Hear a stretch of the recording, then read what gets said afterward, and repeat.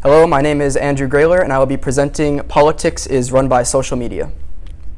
So my team overall is discussing the negative effects of social media on society, with John taking an ethical perspective on how social media infringes on human privacy, Evan taking an economic perspective on how social media is implementing tactics to obtain money, Megan will be taking a cultural perspective on how social media influences trends that can lead to suffering, and Cameron will be taking a social perspective on how social media depletes social skills in humans.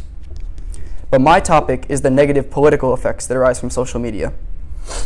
So social media has only been around for about 15 years, but has made an incredible impact on the political arena.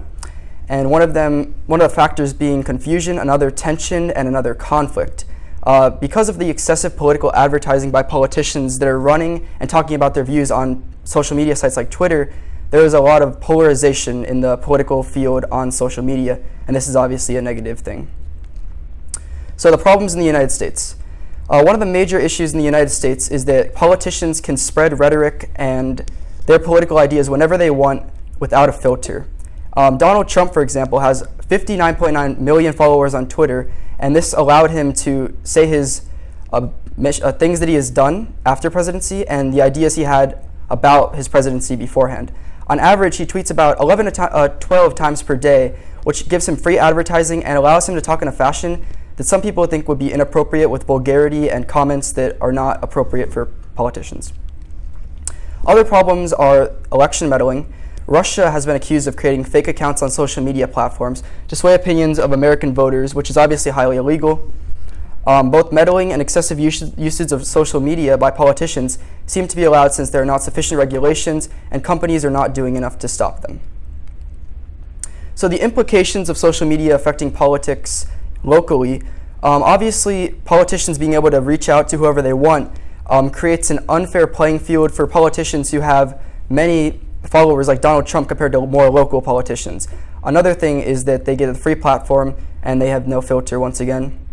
As for the election meddling, Americans were deceived and they thought other Americans were telling them how they should believe like American agenda should go, or what they believed about how America should conduct itself. But in reality, Russians were swaying Americans. As for the global problems, recently the EU meme ban, also known as Article 13, saw politicians in Europe vote in favor of blocking images with captions on them, also known as memes. Also, in the 2017 British elections, users would repeatedly send derogatory messages and hate speech to candidates such as Jess Phillips, who received 600 death and rape threats in a single day. Social media makes it easy to send terrible messages, which worsens the political environment and threatens politicians. The global implications of social media negatively affecting politics are the fact that with the banning of things such as memes, there's a freedom of expression becomes suppressed. Obviously, if this continues, then other aspects of society will become oppressed if people cannot express simple things such as memes online.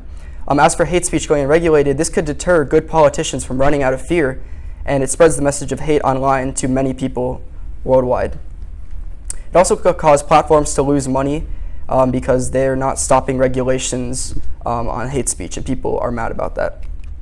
So what is currently being done locally? In 2018, President Trump, once he became aware of election meddling, imposed sanctions on Russia to stop the government from funding hackers and ordered officials from all 50 states to closely work on stopping election meddling.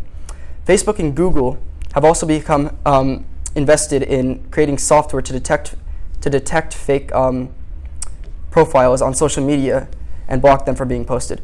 Globally, government bans have had petitions that people have created, such as #SaveYourInternet.eu, to prevent politicians from voting on things that are unnecessary and will block just harmless things online. Also, Twitter has begun censoring hate speech like that targeted at Jess Phillips. This can be seen when Twitter suspended Alex Jones from the platform when he claimed that prominent politicians such as Hillary Clinton had underground child sex rings, and in Myanmar when the government's posts on Facebook used to incite genocide were removed by the company.